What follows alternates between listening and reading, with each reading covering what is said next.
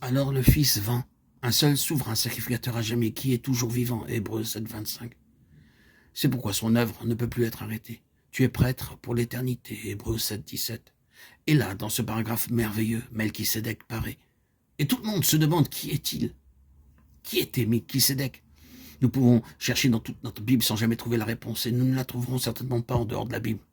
Cet homme mystérieux arriva pour ainsi dire de nulle part, et personne ne sait où il allait. Il n'a ni commencement ni fin en ce qui concerne le récit.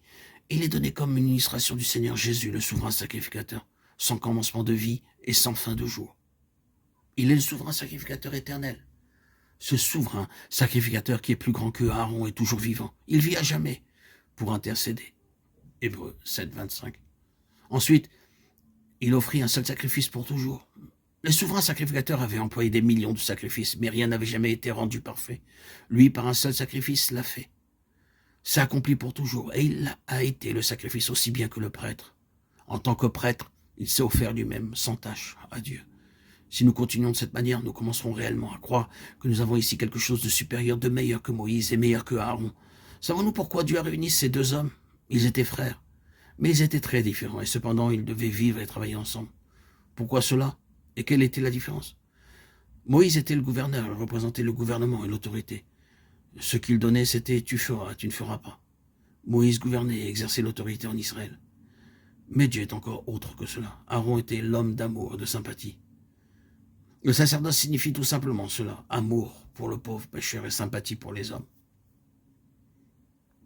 Dieu met ces deux choses ensemble. Il ne serait pas possible à un seul homme d'être tout cela en lui seul.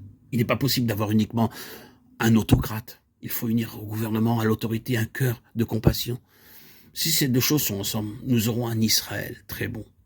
Il nous est dit ici dans cette lettre aux Hébreux que Jésus le Fils est supérieur à Moïse et à Aaron. Il peut dire d'un côté, toute autorité m'a été donnée dans le ciel et sur la terre, Matthieu 28, 18. Le Père lui dit, assieds-toi à ma droite jusqu'à ce que j'aie mis tes ennemis sous tes pieds pour te servir de marchepied. Hébreux 1, 13. Il y a deux images merveilleuses dans cette lettre aux Hébreux. L'une dit de Jésus qu'il est couronné de gloire et d'honneur et qu'il s'est assis à la droite de la majesté d'en haut jusqu'à ce que ses ennemis soient devenus le marchepied de ses pieds. Toute autorité étant son pouvoir, il est à la place du gouvernement. Et à côté de cela, nous avons cette autre image si belle, car nous n'avons pas un souverain grand prêtre qui ne puisse compatir à nos faiblesses. Hébreux 4, 15. Il est toujours vivant pour intercéder pour nous.